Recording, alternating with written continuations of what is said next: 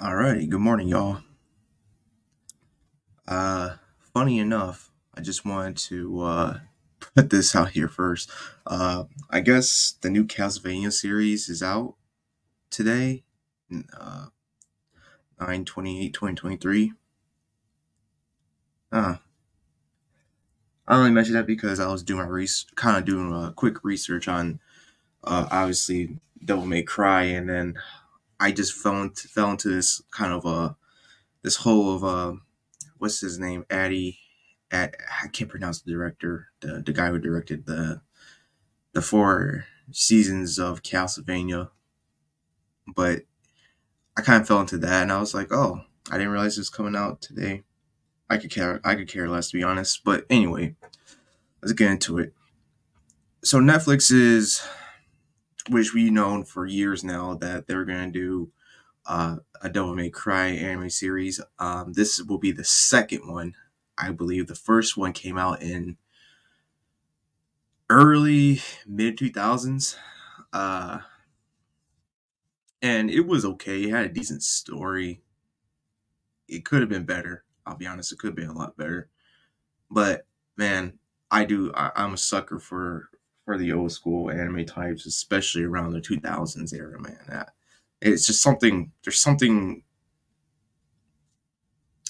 unique to it that we won't get nowadays. But I'm not going to be complaining about that. See if I get right into this. Gosh. All right. Let's not share the audio, please. All right. A new Devil May Cry anime is coming to Netflix. Castlevania's Addy, there we go. Addy Shankar is executive producing the new series. See, so y'all can see. Well, if you the ones who are not watching but are listening, they just shown a little preview of the announcement for Devil May Cry on Netflix. I know this could be a talk of the town, but Netflix unveiled the announcement trailer for Devil May Cry, a new anime adaptation of the popular Capcom hack and slash action series, at its Drop Zero One animation showcase on Wednesday. Executive produced by Addy Shankar, Castlevania and written by Alex Larson Yasuke, or Yasuke, I hope I pronounced that right. The upcoming anime will consist of 8 episodes produced by Studio MIR, or Mir, known for their previous work on such shows as The Legend of Korra, The Boondocks, Young Justice, and Harley Quinn. Uh, I'm going to try not to be biased here, guys, but um, their animation doesn't lack. I don't. I'm not going to get into it. I'm just gonna focus on Dante or Devil May Cry. The trailer itself doesn't offer much in the way of exposition or explanation, but going off of what little we see, this new adaptation of Devil May Cry will draw heavy inspiration for 2005's Devil May Cry 3: Dante's Awakening, which takes place a decade before the events of the original game and follows a young Dante as he battles against a demonic invasion of Earth and crosses swords with his brother Virgil. Okay. So if I remember correctly, it's been a while since I played DMC3. That would explain. So I guess they're trying to explain what led Virgil to Arkham, and I believe that's how it's gonna go. I can't remember the quote Dante says. I don't know if it was like 7 years or 10 years or a year ago. I believe it was a year that Virgil disappeared and came across Arkham. But I already kind of have my gripe with this. I see that is based the look of Anime Dante in this one is based on the look of DMC3, but I don't really need heavy inspiration. Like see the heavy inspiration. This like just tell DMC3, man. That's what I'm just thinking. Just tell DMC3. I understand, this, you know, is already there, but it would be cool to see. It would be cool to see it, and I'm gonna get ahead of myself here because I kind of read through some things, but they're gonna show Lady as well, and I'm thinking like, how is she gonna be in the mix of that when she first appears in DMC3? Dante never had any prior knowledge about her until that game. So, it's kind of, I got some questions. I'm not, gosh, I don't know. It just already seems like it's going to be sort of a mess already. But anyway, Devil May Cry was previously adapted into a 12-episode anime series in 2007, produced by Studio Madhouse, which they're famous for Trigun and One Punch Man, and directed by Shin Itagaki. I guess he was the director of 2016's Berserk. That needed some work too, to be honest. 2007 anime was set between the events of the original Devil May Cry and Devil May Cry 2 and featured self-contained stories of Dante working as a devil hunter for hire. No word on a release date yet, but Devil May Cry will premiere on Netflix. Okay. So that's it right there for that one.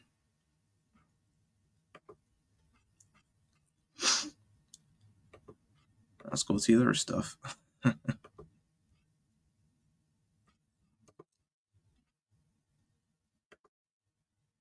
Give me a moment, guys. Give me a moment. I'm trying to get this all sorted out. All right. So on to the next one. Adi Shankar's Devil May Cry anime on Netflix. Everything we know so far. After an age of waiting, Netflix has officially confirmed that Adi Shankar's anime adaptation of Capcom's beloved Devil May Cry video game is coming to streaming service. Here's everything we know so far. Created by Hideki Kamiya, DMC is one of Capcom's most popular video game franchises over the past 22 years. If you include special editions, HD remasters, and mobile games, DMC has released 14 titles. Over 29 million copies have been sold worldwide. The upcoming anime adaptation on Netflix has been created by Adi, who also serves as the executive producer of the series. His animation studio, Shankar Animation, and South Korean animation studio Mirror. Shankar has already made his mark on Netflix thanks to the incredibly successful Castlevania anime series, in which he served as an executive producer. DMC anime was first teased by Adi in October 2018, and a month later, it was officially announced he would adapt the video game into an anime series. See, details are very limited. And Alex Larson is the writer of the series. Fans could look forward to more than its 8-episode season, as Adi has already revealed that the story will be told over a multi-season arc. Oh boy. As for the cast, no cast members have been revealed as of yet. Ruben Langdon, the English voice actor Dante in the video games, has revealed that he wasn't asked to reprise his role. Then why the fuck are you making this then? I'm already cursing. Darn it. Why are you making this then if you're not going to be having the voice, the English fan favorites such as Virgil and Lady would feature in the series? And that's what I'm saying right there. This is the before the events of DMC3. I can understand. Well, now that I think about it, there was a manga. I believe there was a manga that was set before DMC3, but I can't remember much about it. Honestly, I can't. And so I'm wondering if they're gonna try and make that. I'm not sure if it was canon or not, to be honest. Maybe I should have done my homework with that as well, but I'm just not remembering it. But anyway, my thing is, it still stands, is that why is the only thing I can see with Lady is that we follow the path of her trying to trying to find her father, trying to kill him because of what happened to her, to basically her family. I can see that that's the only way working, but does that mean that we also have things focusing on Virgil's side as well? Which I I have no doubt, but I'm just really kind of confused with the whole lady thing. Maybe I'm overthinking it, guys. Maybe y'all can simplify it for me. It is the morning. Currently 8:52 a.m. for me, but oh, but this is not giving me any hope, especially with this multi-season arc crap, especially if by Addie. I thought seasons 1 and 2 of Castlevania were pretty good. 3 was a little shaky, but 4 just went downhill for me. Especially when they started including all that the usual suspects of infestations. Basically, I'm talking about like the diversity, inclusion, and all that bull crap. It just, I just have some concerns, especially the multi-season arc. It just seems like it starts off strong, and then it's just gonna get real wacky towards the end, especially when this is set before the events of DMC3.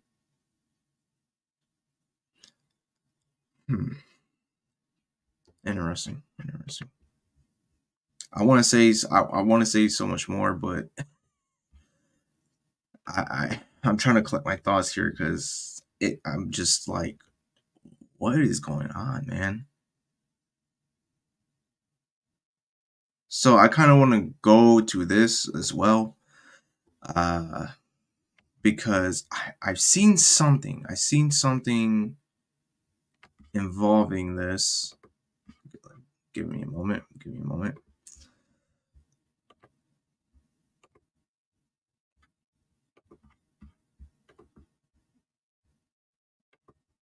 Right here.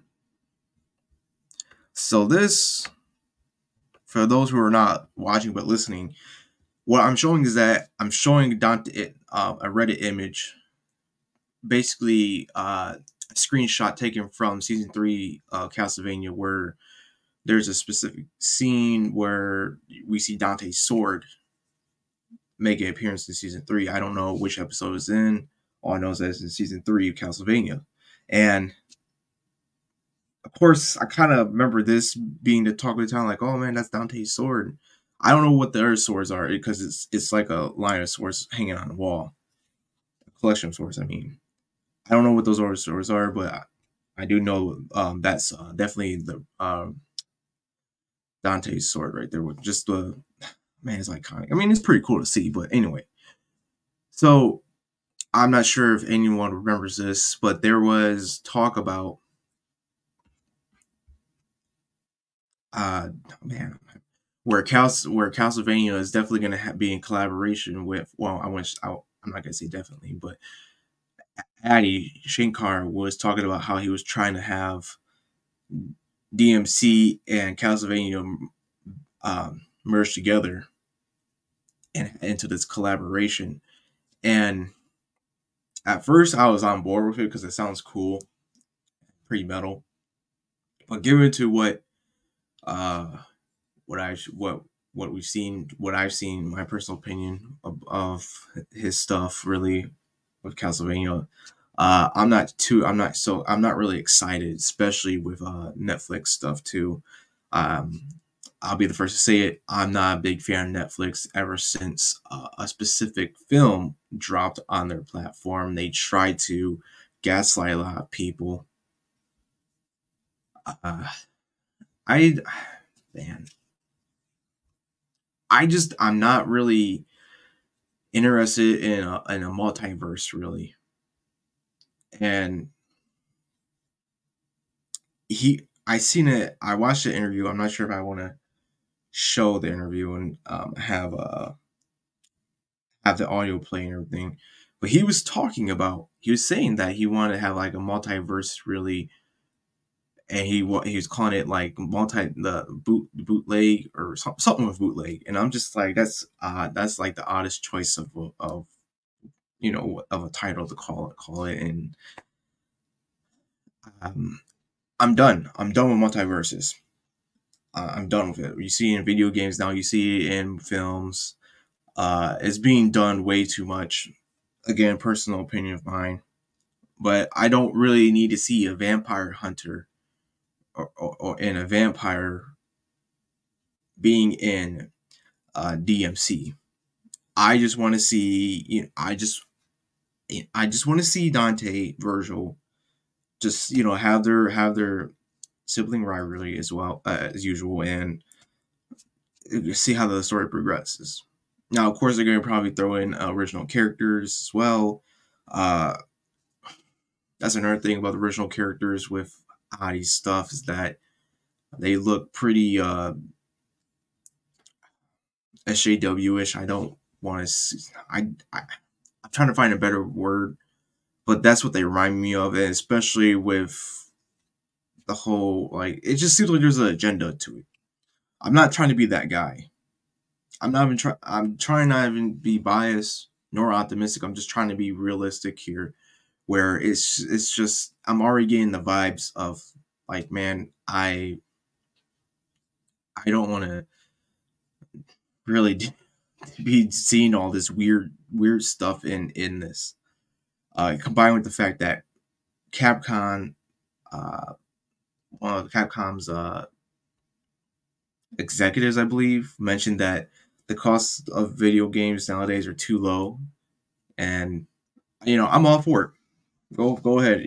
I'm all for it. People are already paying $70 plus tax for mediocre games, and so I was like, why not? Why not raise it? Maybe that will actually get people to start opening their eyes. But anyway, it's going to be interesting to see how Addy would have a Konami IP collaborate with a Capcom IP, and just see how that goes. Maybe that'll be beneficial to both, but it's just I have no faith in it, man. I have no faith in that being part of the plan of having a what do you say, like a multi-series arc. I don't. Maybe this anime needs only 1 or 2 seasons, and that's it. Again, I'm just speaking from experience, is that it starts off strong, but then it just goes downhill after like the 3rd or 4th season. And we're talking about the guy who wants to also try to adapt Berserk, which he doesn't. I don't want him to be touching anyway. I think he has an interesting take on things, on stuff like IPs like Castlevania, maybe even possibly with DMC. But at the end of the day, it's not even. It doesn't really follow the events that are already been told, and man, it's going to be interesting to see. That's all I'm going to say for that. I did have a image of the Infinite Corridor, which, if y'all remember, which I'm going to show right now. I think I mentioned it earlier. Again, this is the morning for me, guys. I'm not on my game right now. But this is the Infinite Corridor, with Saint Germain trying to find his love, and he was going across. If you remember that vortex of like bright colors and the flashing, and this is the only way I could see when they were also talking about they're alluding to it, that it's a dimension within dimensions that lead to other reality. I can't remember. All I know is that it was a cool concept, but that's the only way I can explain it, is that this Infinite Corridor is going to be going into into Dante's realm. Uh, and of course, someone from the Belmont is going to be there, and you're going to have some, I don't know, maybe it'd be Death or some other vampire go through. I don't know. It's it's an interesting concept, as I said before, but how it's going to be executed, I'm concerned about.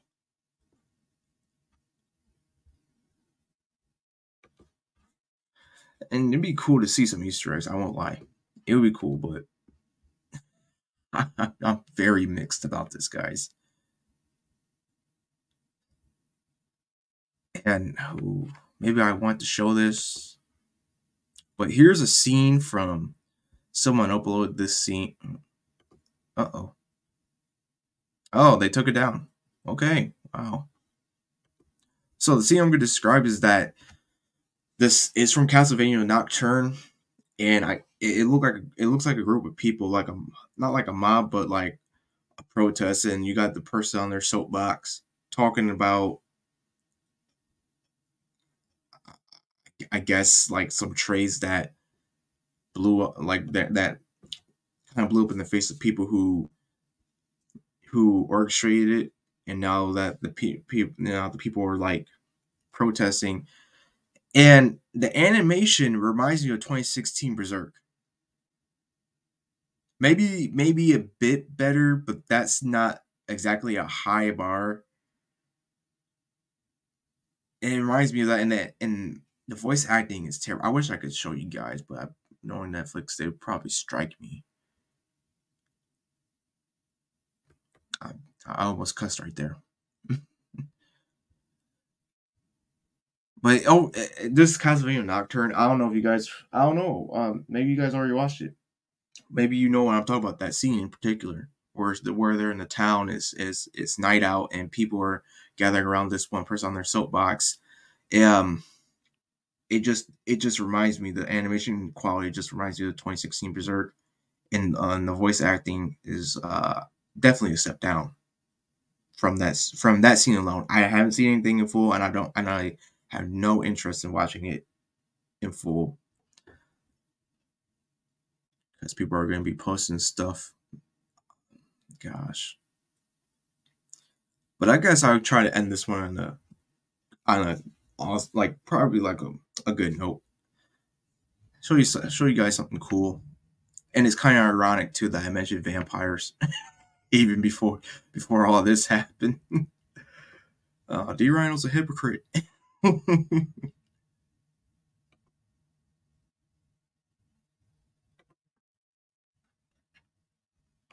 But I had characters.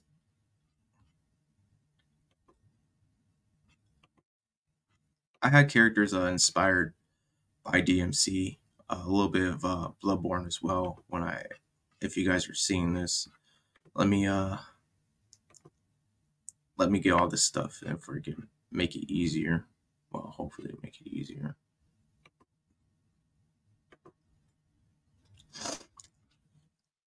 Actually, let's just. So right here, this is my dude. It's my dude drag, bro. Basically, the father of it all. Got some pretty much war scars, all that. Got his boots on, trunks on. I just, I have been. I just wanted to show you guys this because I would.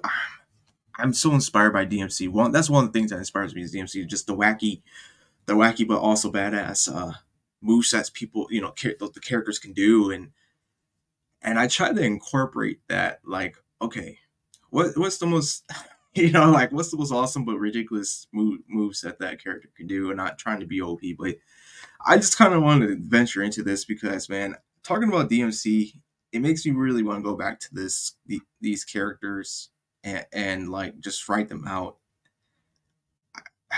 Maybe even do like put out like a little manga, not manga. I'm sorry, like a little story. Maybe 2 pages. I don't know how many panels, but 2 pages, and just to show like how they interact, how the family interacts with each other.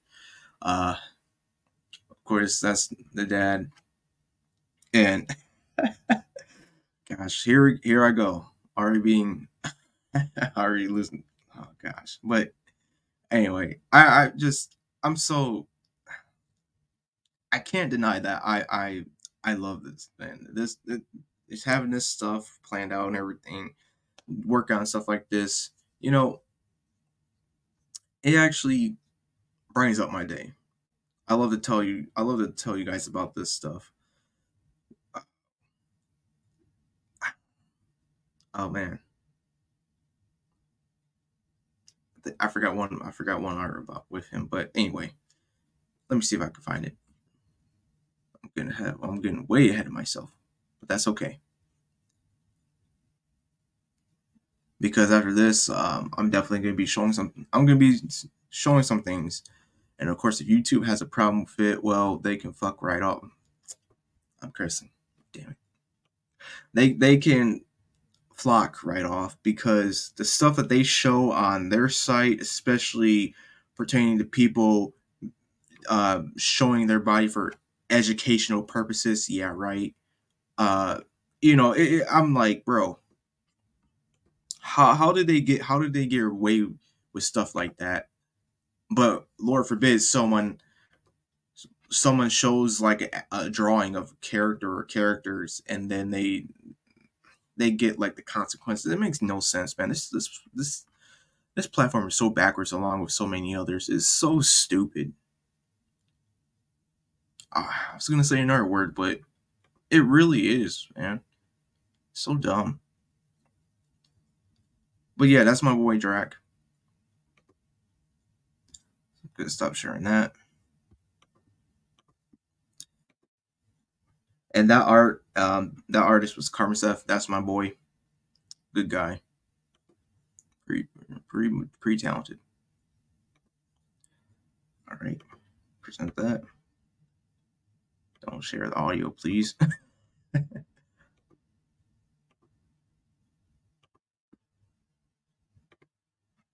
Now here's him with this was a collaboration with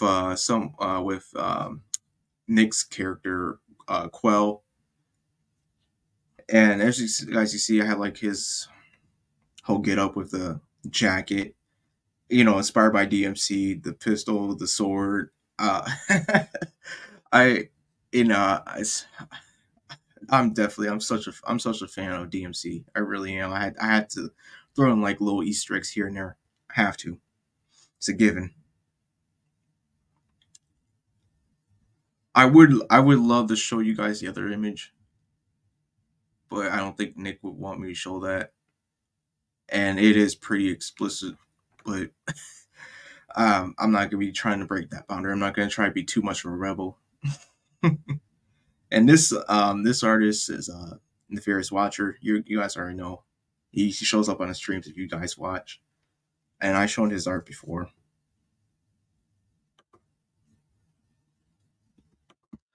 Oh my gosh. Here's the mother. And again, I'm just gonna say this out flat out, right? If y'all can't handle anime waifus, all that, and you can't be adults, I suggest to people who are like that to please get out, because I mean, seriously, I truly believe a lot of people need to start need to start acting more like an adult instead of children. But anyway, let's get to it. And also YouTube, you're very two-faced, very biased, and this platform is just crazy. Again, if someone can literally show themselves shaving their pubic hairs, showing everything, but I can't show this. I mean this. I mean it really shows you. It really shows you something, and this ain't even bad. What I'm about to show you. It's just gonna be a very beautiful female character.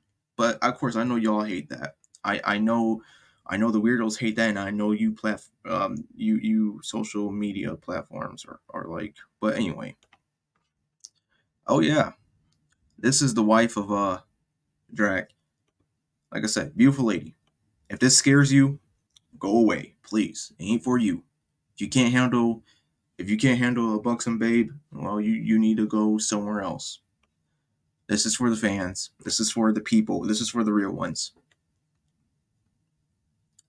I mean, Carmen Seth at it again. The plot. Vampire 2. I was inspired by Bloodborne with her. I was inspired mainly Bloodborne with Drac and oh my gosh. Did I ever give her a name? The Enchantress. That's why I call her the Enchantress. Very enchanting, I know.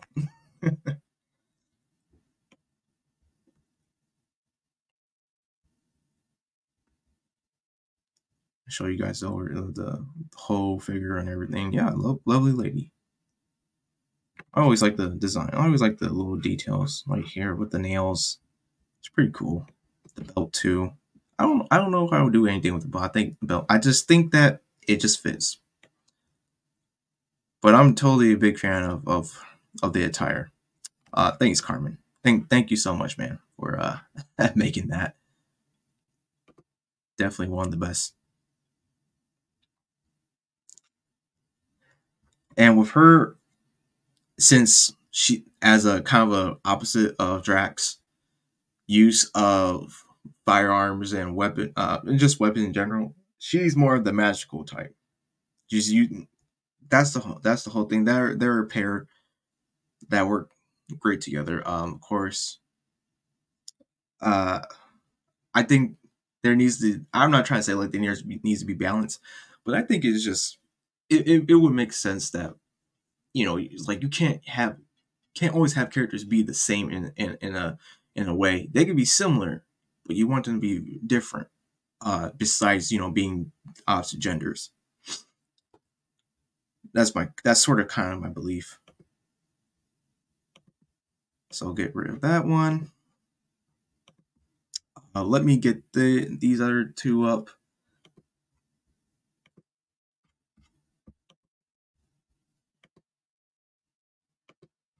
Awesome. Okay, cool. Got it. Awesome. And here's their daughter, their adopted daughter. Their adopted daughter, I mean.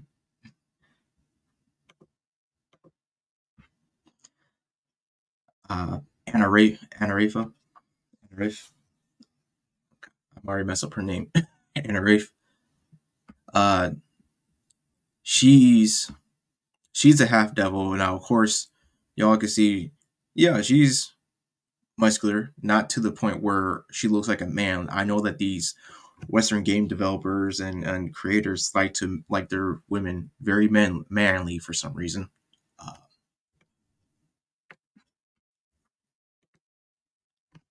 I don't know why. I don't know why that's a thing. To be honest, guys, that's weird. It's the best way I could say it's a fetish, something. But anyway, so y'all can see,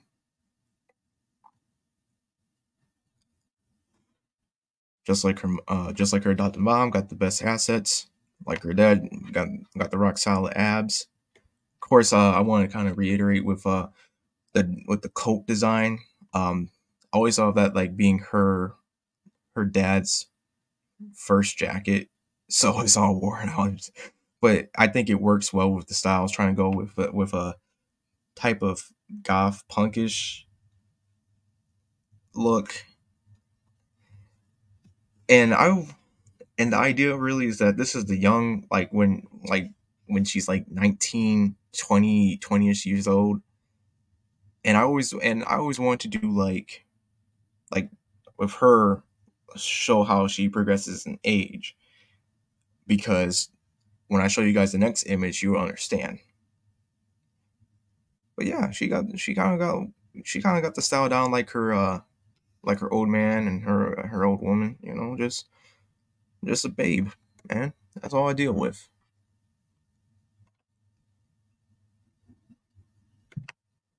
Right? Got that one.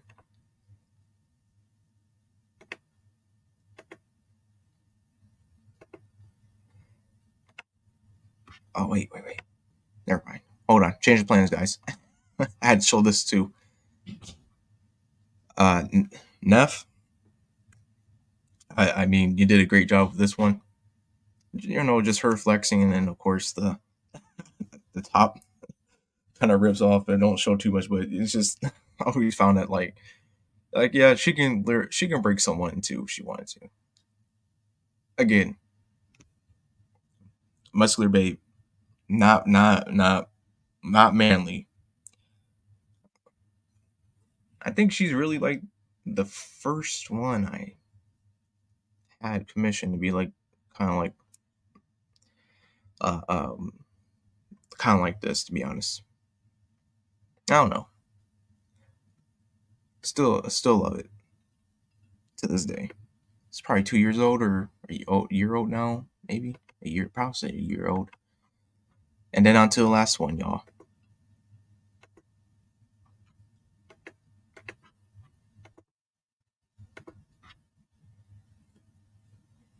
Oh yeah, basically a double trigger mode, but would explain the half being a half devil, just like again like her old man got the gun, sword, and of course her mother, she has the magic as well, and I was kind of thinking like with the coat that she has, it transforms with her, and it becomes part of the wings.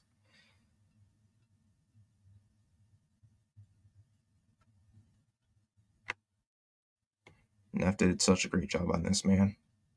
I love this design. This is like the first form of Devil Trigger. Again, the plot, guys, the plot. But yeah, dude, this is what I deal with, man. This is what it's all about, man. It's not even. I know that they're my rants and me kind of losing my cool about things with certain IPs because I have so much love for them. And then when they bastardize, usually when they bastardize it, I don't care. Uh, Honestly, I make this stuff because one is my own version. Two, I actually like to use inspiration and not try to take over people's stuff they already made and make it my own, like these weirdos usually do. And three, well, it's not for them. It's for y'all. It's for the people who actually like this stuff or actually can be adults about things. Uh, and I like talking about these things. Maybe my explanation. Maybe I could be better with my explanations of like how I got the ideas of characters. Uh, Maybe I need to get better at that. But the passion is there, guys. This stuff is for y'all, to be honest. And if YouTube has a problem with this, um, they need to start taking down those type of videos where where actual real life people are naked and doing stuff that they shouldn't be. Especially with, wasn't there a video where it's like two men and one of them was like trying to figure out like which one's a dick and not a dick. That was the actual video, right? It's not, that wasn't a fever dream, was it? That actually happened. Anyway, it's like I'm like, man, this can actually be used as a study, really. I mean, it's anatomically correct. Of course, you got some additions where she's in her true form and she's being a badass, but that's it, really. I don't know. I don't understand like how life became kind of like this, guys. Damn, I've been recording for almost 40 minutes. I guess I'll call it here, guys. I didn't mean for this to be this long, but I hope this was kind of cool. I hope this was, I hope this made your day easier. Just listen to me talk about whatever and just being a little bit of a rebel.